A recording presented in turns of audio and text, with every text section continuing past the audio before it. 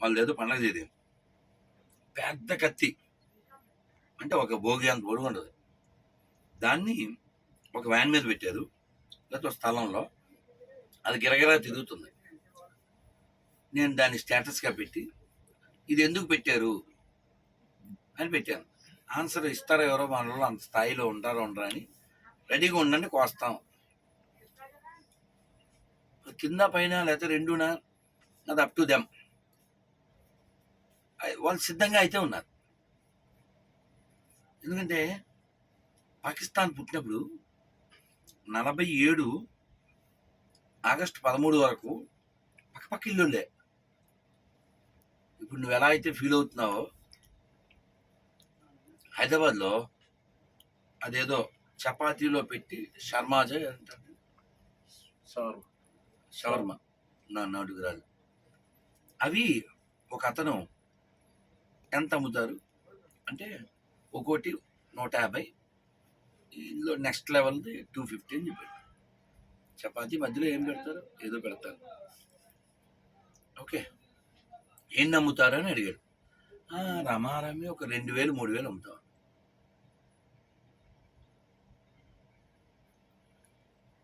ఒక దాని ఖరీదు 150, ఒక దాని ఖరీదు 250. రమారమి 200 వేసుకో. 100 పీసులు అంటే ఎంతండి? 10 పీసులు 2000, 100 పీసులు 25. పోనీ 20 వేసుకుని 20,000, 100 పీసులు 1000 పీసులు 2 లక్షలు.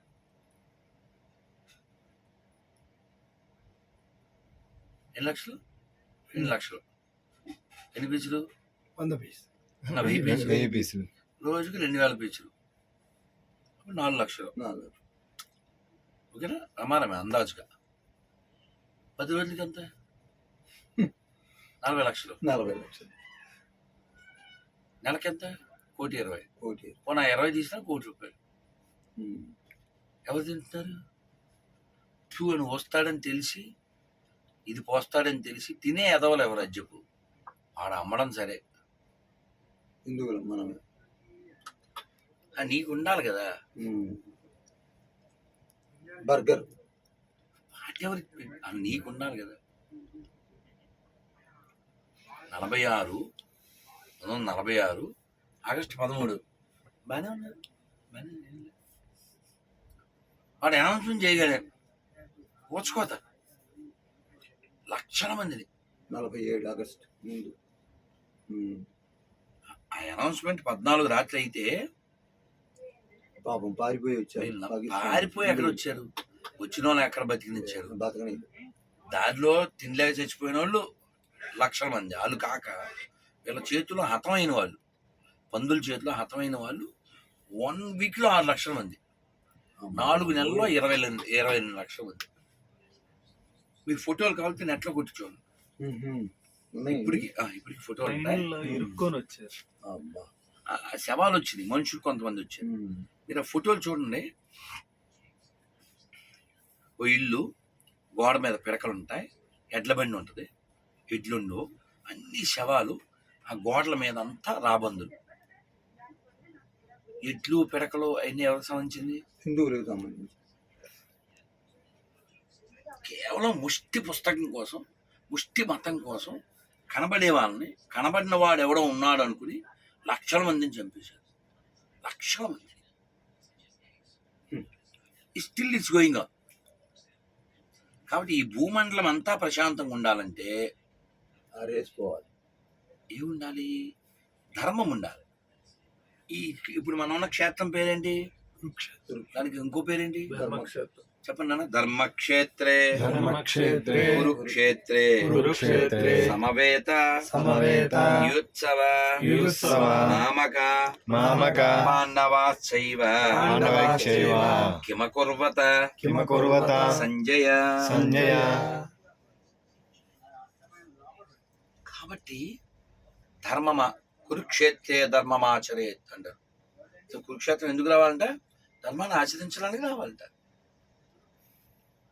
స్పష్టంగా కురుక్షేత్రే ధర్మమాచరేత్ స్పష్టంగా మా గురువు గారు చెప్తారు. ప్రభుపాద్ గారు తిరగడానికో లేకపోతే ఫోటోలకో వీడియోలకో కాదు, కేవలం ధర్మం ఆచరణ. ఓ వచ్చాము 3:30 గంటలు 4 గంటల్లో ఏం చేసాం? వినోదకాలు, తర్పణాలు, స్నానాలు, జపాలు, యజ్ఞాలు, హోమాలు, ఇవే కదా చేసింది. ఇవే చెయ్యాలి. బా. దానికే వచ్చాం మనం. ఎవరికో ఫోటోలు, ఎవరికో చూపించు. వీడియోలు కాదు మెయిన్. నువ్వు దేనికి వచ్చావు? దానికే వచ్చావు. ఆ స్పష్టత అనుకున్నా. గెయిన్ అంటే ఏంటి? ఏం పొందావు? ధర్మం. భీష్ముడి గురించి ఎందుకు మాట్లాడుకుంటావు? కృష్ణుడి గురించి ఎందుకు మాట్లాడుకుంటావు? భగవద్గీత గురించి ఎందుకు మాట్లాడుకుంటావు? ధర్మం ఉంది కాబట్టి.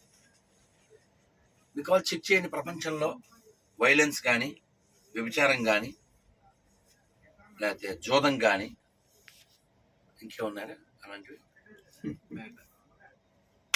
అది జోదం, చొక్కా, గ్యాంబ్లింగ్, ఈ 6 ఉన్నాయి కదా. 7 అరిషడ్ వర్గాలు 6, 7 వ్యసనాలు. అన్నిట్లో ఆ 7లో ఒక 4 ముఖ్యమైనవి. ఏంటిది? మద్యం, వ్యభిచారం, జూదం, మాంసాహారం. ఈ 4. No meat eating, no intoxication, no illicit sex, no gambling. ఈ 4 ఏ మతాల్లో ఎక్కువ ఉంటే వాళ్ళు చెక్ చేసుకోవాలి. ప్రపంచంలో జంతువుల్ని బాగా వధించడానికి పెద్ద పెద్ద పశువధశాలను నిర్వహించే మతాలు ఏవి? అమ్మో, అవును. చెక్ చేయి. క్రిస్టియన్ అది పందులు కావచ్చు, కోళ్ళు కావచ్చు, ఆవులు కావచ్చు, ఇతర జంతువులు కావచ్చు. వాటిని వధించి తినేసేటువంటి మతాలు ఏవి? ఆ మిషన్ తయారు చేసింది ఏ మతం? అలా ప్రపంచంలో వ్యభిచారంలో తోపులు ఎవరు? చెక్ చేసుకోండి. ప్రపంచంలో క్యాసినో అని, ప్యాకాట్ అని, ఇంకా ఏవో ఉంటాయి మనకు తెలియదు. ఇవన్నిటినీ ఎవరు బాగా ఇప్పుడు ఆడుతున్నారు ప్రపంచంలో? దాని మీద కోట్లు ఎవరు సంపాదిస్తున్నారు? ఏ మతస్థులు? ప్రపంచంలో ఆయుధాలు ఎక్కువ తయారు చేసి అమ్ముకునే మతాలు ఏవి?